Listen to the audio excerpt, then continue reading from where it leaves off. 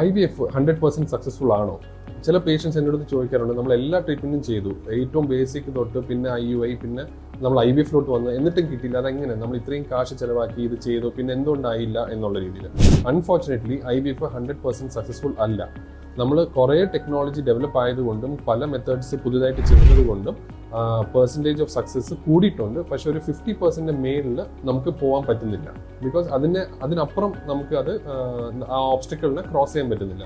Because ഇതിൽ നടക്കുന്ന, അതായത് എഗ്ഗും സ്പേമും ഒരു എംബ്രിയോ ആവുന്ന പ്രോസസ്സിൻ്റെ ഒരു 70 to 80% നമ്മൾ തന്നെ ചെയ്യുന്നത് കൊണ്ടാണ് ഈ IVF സക്സസ് റേറ്റ് കുറച്ചുകൂടെ കൂടുതൽ ബാക്കി ട്രീറ്റ്മെൻറ്റിനെക്കാളും. ആ എംബ്രിയോനെ നമ്മുടെ യൂട്രസിനകത്തോട്ട് കറക്റ്റ് സമയത്ത് കറക്റ്റ് ടെക്നിക്ക് യൂസ് ചെയ്ത് ഇട്ടിട്ടും ചിലപ്പം നെഗറ്റീവ് ആവുന്നത് എന്തുകൊണ്ടെന്ന് വെച്ചാൽ ആ എംബ്രിയോയും യൂട്രസും തമ്മിലൊരു കമ്മ്യൂണിക്കേഷൻ ഉണ്ട്. അത് അങ്ങോട്ടും ഇങ്ങോട്ടും കറക്റ്റായിട്ട് ആവുമ്പോഴാണ് അറ്റാച്ച്മെന്റ് നടക്കുന്നതും പിന്നെ യൂട്രസിലുള്ള ബ്ലഡ് ഫ്ലോ ആ വെസൽസ് എംബ്രിയോയിലോട്ട് അറ്റാച്ച് ആയി പിന്നെ എംബ്രിയോ അവിടെ നിന്ന് വളരുന്നത്. സോ ഈ കമ്മ്യൂണിക്കേഷൻ ഇതുപോലെ തന്നെ നടക്കണം, അല്ലെങ്കിൽ അത് അങ്ങനെ കൺഫേം ചെയ്യാൻ വേണ്ടി നമുക്ക് ട്രീറ്റ്മെന്റ്സോ പ്രൊസീജിയേഴ്സോ ഒന്നുമില്ല. എംബ്രിയോ ഇട്ടതിന് ശേഷം നടക്കുന്നത് നേച്ചറിന്റെ ഭാഗമാണ്, നമ്മുടെ ബോഡിയുടെ ഒരു ഭാഗമാണ്. നമുക്കതിനെ മെനിപ്പുലേറ്റ് ചെയ്യാനോ നമുക്കതിനെ ഇങ്ങനെ തന്നെ നടക്കണം എന്ന് തീർച്ചപ്പെടുത്താൻ വേണ്ടി നമുക്ക് കയ്യിൽ ഒന്നുമില്ല.